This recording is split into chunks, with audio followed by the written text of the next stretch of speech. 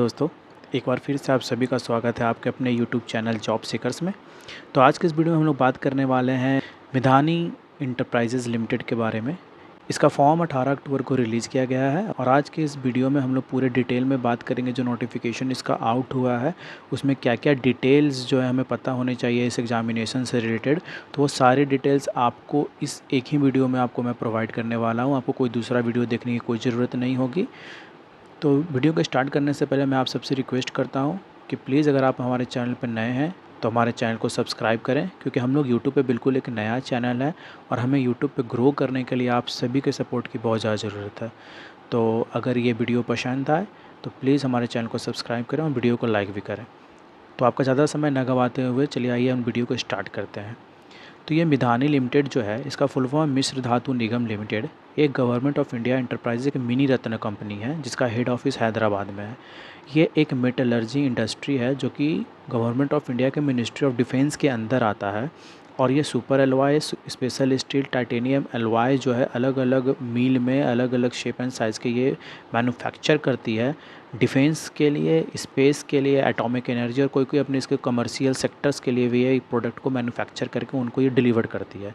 तो इन्होंने जो है अभी 6 पोस्ट के लिए जो है 3 जूनियर्स ऑपरेटिव ट्रेनी और 3 सीनियर ऑपरेटिव ट्रेनी पोस्ट के लिए अपने रिक्रूटमेंट को अभी इन्होंने रिलीज किया है।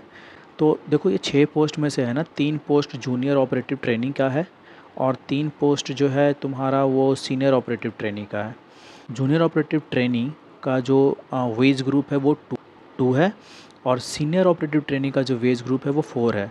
मतलब अगर आप जूनियर ऑपरेटिव ट्रेनिंग में की क्वालिफ़िकेशन को आप फुलफ़िल करते हो और उसके लिए अप्लाई कर रहे हो तो उसमें आपका जो है बेसिक पे स्केल जो है आपका 20,000 का होगा और सीनियर ऑपरेटिव ट्रेनिंग में आपका बेसिक पे जो है 21,900 का होगा।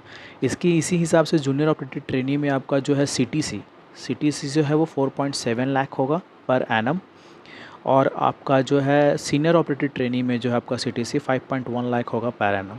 ये सीटीसी जो है इसी में इंक्लूड होता है आपका डीए, एचआरएस, ये सारा कुछ जितने भी अलाउंसेस गवर्नमेंट आपको प्रोवाइड कराएगी, मेडिकल अलाउंस, इंश्योरेंस और जो भी है वो सारा आपका सीटीसी में इंक्लूड होता है। तो ये है आपका बेसिक सैलरी और ये है आपका टोटल अलाउंसेस मिला करके सीटीसी। तो पोस्ट वाइज अगर देखा जाए तो जूनियर ऑपरेटिव ट्रेनिंग फिटर का जो पोस्ट है, इस फिटर के पोस्ट के लिए जो है टोटल 13 पोस्ट है, जिसमें से जनरल के लिए 6 पोस्ट हैं, ईडब्ल्यूएस के लिए 1 है, ओबीसी के लिए 3 है, शेड्यूल कास्ट के लिए 2 और शेड्यूल ट्राइब के लिए 1। उसी तरह से जूनियर ऑपरेटिव ट्रेनिंग वेल्डर का जो पोस्ट है वो नंबर ऑफ़ पोस्ट 2 है, जिसमें से 1 जनरल का है, 1 ओबीसी का है। और इलेक्ट्रीशियन जूनियर ऑपरेटिव ट्रेनिंग में 6 पोस्ट निकला, जिसमें से 2 है आपका जनरल का, 1 ईडब्ल्यूएस का है, 2 है आपका ओबीसी का और 1 शेड्यूल कास्ट का पोस्ट है। तो टोटल जो है ये 21 पोस्ट है और ये टोटल 21 पोस्ट में से जो पास्ट 5 पोस्ट है ना वो एक सर्विसमैन के लिए वो जो है रिजर्व्ड है। ठीक है, अगर आप मैक्सिमम एज लिमिट की बात करते हो तो 30 ईयर है आपका maximum age limit junior operative training के लिए, तीनों पोस्ट के लिए, फिटर, वेल्डर, इलेक्ट्रीशियन, तीनों पोस्ट के लिए। और उसके बाद अगर हम सीनियर ऑपरेटिव ट्रेनिंग में देखें तो सीनियर ऑपरेटिव ट्रेनिंग का जो है उसमें से मेटलर्जी वाले डिपार्टमेंट के लिए 20 पोस्ट है, जिसमें से 8 है रिजर्व अनरिजर्व कैटेगरी के लिए, ईडब्ल्यूएस के लिए 2 है, ओबीसी के लिए 6 है, एससी के लिए 3 है और एसटी के लिए 1 है। मैकेनिकल वाले पोस्ट को देखें अगर हम लोग सीनियर ऑपरेटिव ट्रेनिंग में तो टोटल 10 पोस्ट है, जिसमें से 4 आपका है जनरल के लिए, 1 पोस्ट है आपका ईडब्ल्यूएस, 2 ओबीसी के लिए, 2 एसटी के लिए और 1 एससी के लिए।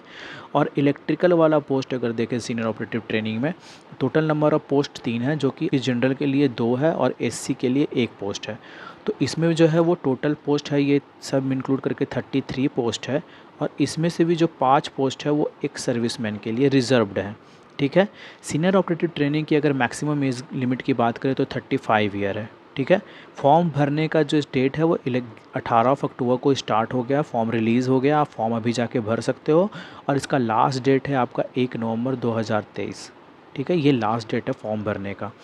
तो अब हम लोग बात करते हैं क्वालिफ़िकेशन क्या क्या इंपॉर्टेंट है आपको अब पोस्ट वाइज। तो जूनियर ऑपरेटिव ट्रेनिंग के लिए जो है डिफरेंट ब्रांच के हिसाब से उसका डिफरेंट क्वालिफ़िकेशन है। अगर आप फिटर के लिए अप्लाई करते हो तो एसएससी प्लस आईटीआई आपको फिटर में होना चाहिए, प्लस नैक भी होना चाहिए आपको। नैक का मतलब होता है नेशनल अप्रेंटिसशिप सर्टिफिकेट ठीक है। तो ये भी आपको होना चाहिए फिटर के डिग्री के साथ ही। अगर वेल्डर का पोस्ट आप अप्लाई कर रहे हो तो उसके लिए आपको आईटीआई वेल्डर के साथ नैक का चाहिए आपका अप्रेंटिसशिप का सर्टिफिकेट। अगर अगर इलेक्ट्रिशियन के या पोस्ट आप अप्लाई कर रहे हो तो उसके लिए भी आईटीआई इलेक्ट्रिशियन प्लस नैक का सर्टिफिकेट आपको चाहिए। अब अगर आप सीनियर ऑपरेटिव ट्रेनिंग के मेटलर्जी डिपार्टमेंट में आप अप्लाई कर रहे हो तो आपको डिप्लोमा चाहिए मेटलर्जिकल इंजीनियरिंग में, और 60% आपको मिनिमम रिक्वायर्ड उसमें चाहिए आपको नंबर, आपका 60% से ऊपर होना चाहिए। उसी तरह से मैकेनिकल इंजीनियरिंग के लिए आपको मैकेनिकल पोस्ट के लिए चाहिए मैकेनिकल इंजीनियरिंग, उसमें भी आपको 60% मार्क्स से ऊपर होना चाहिए। और इलेक्ट्रिकल के लिए आपको डिप्लोमा इन इलेक्ट्रिकल इंजीनियरिंग चाहिए, जिसमें आपको 60% मार्क्स से ऊपर आपका मार्किंग स्कोर हो। तो ये हम लोगों ने बात किया क्वालिफ़िकेशन आपको क्या चाहिए इसके। अब हम लोग बात करने वाले हैं सिलेक्शन प्रोसेस क्या है। तो यहाँ पे थोड़ा सा ट्रिकी है सिलेक्शन प्रोसेस हमको समझने के लिए, क्योंकि देखो जैसे ही स्क्रीनिंग आपकी कंप्लीट होगी, स्क्रीनिंग का मतलब होता है आपका आपने फॉर्म वगैरह सही से फिलअप कर दिया, सारा डिटेल आपने भर दिया, वो होता है स्क्रीनिंग। स्क्रीनिंग के बाद आपको रिटन टेस्ट के लिए ये बुलाएंगे, जिसमें से ये 100 क्वेश्चन होगा, 85 मार्क्स का होगा, ठीक है। उसके बाद जो ये 15 मार्क्स आप देख रहे हो क्वालिफ़िकेशन वाले में, ये 15 मार्क्स दो पार्ट में डिवाइड है, ठीक है। एक 10 मार्क्स में और एक 5 मार्क्स में, ठीक है। 10 मार्क्स, और ये कोई टेस्ट नहीं है, ये क्वालिफ़िकेशन वाला जो सेक्टर आप देख रहे हो ये कोई आपको टेस्ट नहीं देना। अगर आप मिनिमम जो क्वालिफ़िकेशन इस एग्ज़ामिनेशन में चाहिए वो आप अगर फुलफ़िल कर रहे हो सही से, तो 10 मार्क्स आपको अपने आप ही मिल जाएंगे, कोई टेस्ट नहीं देना। जैसे जो भी पोस्ट के लिए आपने यहाँ देखा, जो भी रिक्वायरमेंट है, क्वालिफ़िकेशन है जो भी पोस्ट के लिए, वो आप अगर मिनिमम क्वालिफ़िकेशन फुलफ़िल कर रहे हो तो आपको 10 नंबर ऐसे ही मिल जाने हैं, ये 10 नंबर, कोई टेस्ट नहीं देना। हाँ, उसके अलावा भी आपके पास कोई डिज़ायर्ड क्वालिफ़िकेशन है कंप्यूटर का या कोई और भी सेक्टर का जो इस जॉब के लिए इम्पॉर्टेंट है, तो वो और अलग डिज़ायर क्वालिफ़िकेशन के लिए आपको 2+2+1 करके अलग से मार्क्स आपको अलॉट किया जाएगा, ठीक है। तो ये भी जो आपको कोई टेस्ट नहीं देना, ये अगर कोई डिज़ायर क्वालिफ़िकेशन आपकी इसके अलावा भी कोई क्वालिफ़िकेशन आपके पास हो, अगर आप प्रोवाइड करते हो तो उसके बेसिस पे आपको ये जो नंबर है वो आपको प्रोवाइड किए जाएंगे, ठीक है। तो 85 नंबर्स के हो गए रिटन टेस्ट आपके, 15 नंबर का हो गया आपका क्वालिफ़िकेशन टेस्ट, जो कि टोटल 100 मार्क्स का हो गया, ठीक है। ये हो गया। ये 100 मार्क्स का जो रिटन टेस्ट है, ये 100 मार्क्स का रिटन टेस्ट जो है आपका, वो 90 मिनट में कंप्लीट करना है आपको, और इसका कोई भी निगेटिव मार्किंग नहीं है, ठीक है। तो आप पूरा क्वेश्चन अटेम्प्ट करके आना, कोई एक भी क्वेश्चन मत छोड़ना, बाई लक 1 2 3 क्वेश्चन जो है वो सही हो ही जाते हैं, ठीक है, और रैंक दिलाने में मदद करता है। तो निगेटिव मार्किंग नहीं है, ये एक अच्छी बात है, आप पूरा क्वेश्चन अटेम्प्ट करके आना, ठीक है। जब आप रिटन टेस्ट को आप क्वालिफाई कर जाओगे तो आपका एक ट्रेड टेस्ट होगा। इस ट्रेड टेस्ट में अगर आप पास या फेल हो रहे हो, इसके बेसिस पे आपको जो है रिक्रूटमेंट मिलेगा, ठीक है, आपकी जॉब लगेगी। अगर फेल हो गए तो आपकी जॉब नहीं लगेगी, पास हो गए तो आपकी जॉब लग जाएगी, ठीक है। तो ये था टोटल सिलेक्शन प्रोसेस। देखो ये जो है ना, ये पॉइंट सबसे इंपॉर्टेंट पॉइंट है। इस पॉइंट में ये कह रहा है कि मीडियम ऑफ रिटन का जो है ना, रिटन, प्रैक्टिकल और ट्रेड टेस्ट, तीनों टेस्ट का जो है मीडियम वो सिर्फ़ और सिर्फ इंग्लिश है। आपको हिंदी में पेपर नहीं देखने को मिलेगा, सिर्फ इंग्लिश में ये पेपर प्रोवाइड कराएंगे और आपको उसी में एग्ज़ाम देना है। इसके अलावा एक इन्फॉर्मेशन यहाँ पे है कि ये एक पैन इंडिया जॉब है। पैन इंडिया जॉब का मतलब ये है कि आपको पूरे इंडिया में कहीं पे भी पोस्टिंग दे सकते हैं और आपको वहाँ पे जाके वर्क आपको जो करना पड़ेगा।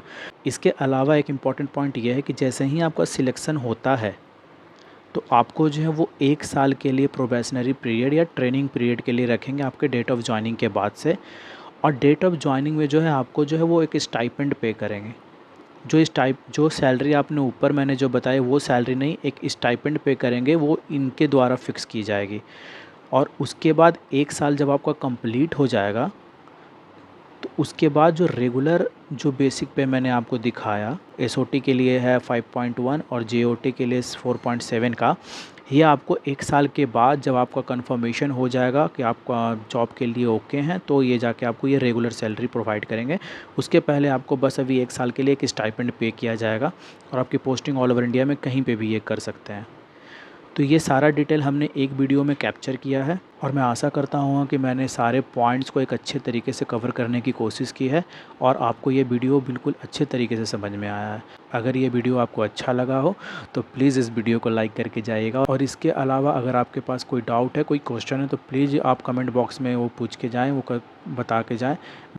मैं उसे सॉल्व करने की कोशिश करूँगा। तो आशा करता हूँ ये वीडियो आपको अच्छा लगा हो। अगर अच्छा लगा तो प्लीज़ लाइक करिए और मेरे चैनल को सब्सक्राइब ज़रूर कीजिए, क्योंकि आपका जो सपोर्ट है वो बिल्कुल बहुत ज़रूरी है हमारे चैनल को ग्रो करने के लिए, क्योंकि यूट्यूब पे ये बिल्कुल नया एक चैनल है और इसको ग्रो करने के लिए आप सभी की बहुत ज़्यादा सहायता की ज़रूरत है। तो इस वीडियो को यहीं पे एंड करते हैं। आशा करते हैं ये वीडियो आपको अच्छा लगा हो। अलॉट। जय हिंद, वंदे मातरम।